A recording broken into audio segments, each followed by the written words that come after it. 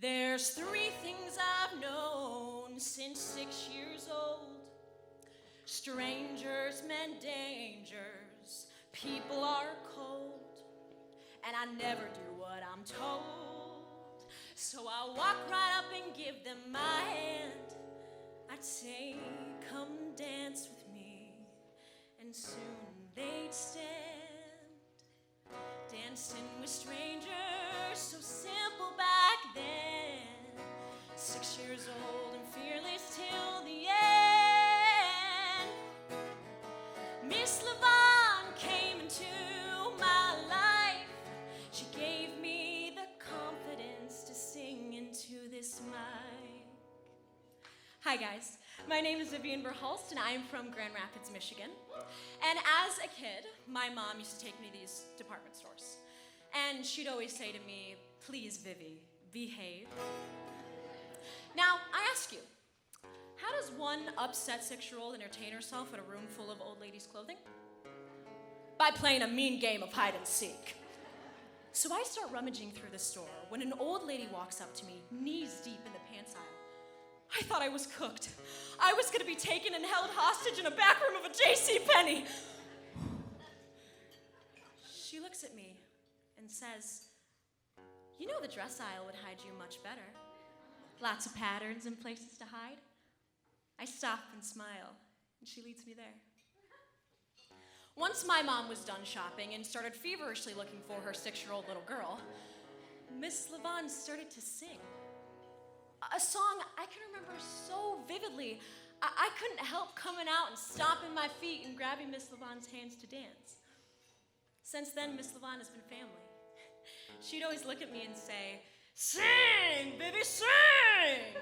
And we'd finish our rendition of My God is Real while wearing a dress much too big for me.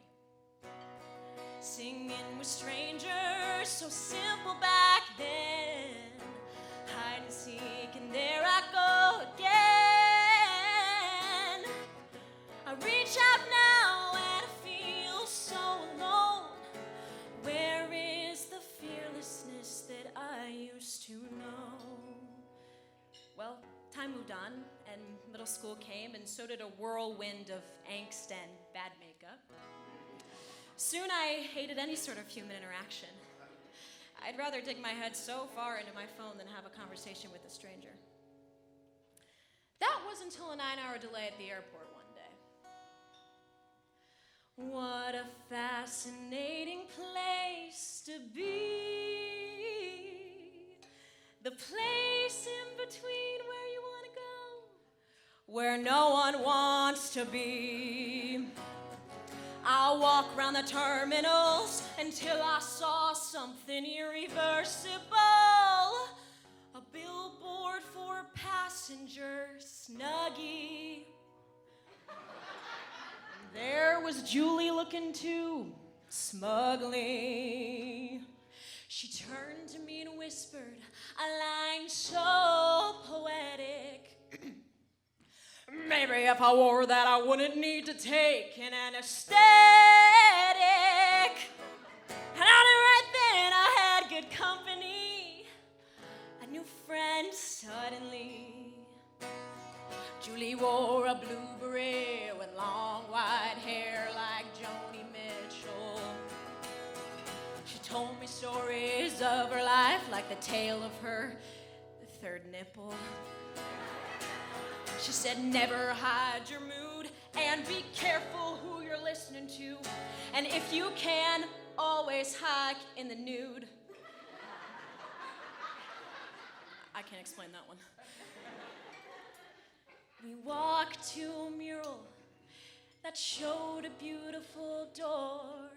It reminded her of the daughter she had lost the year before. With glass eyes, she said, I haven't spoken about it. Look into the skies. I grabbed her hand and we both began to cry.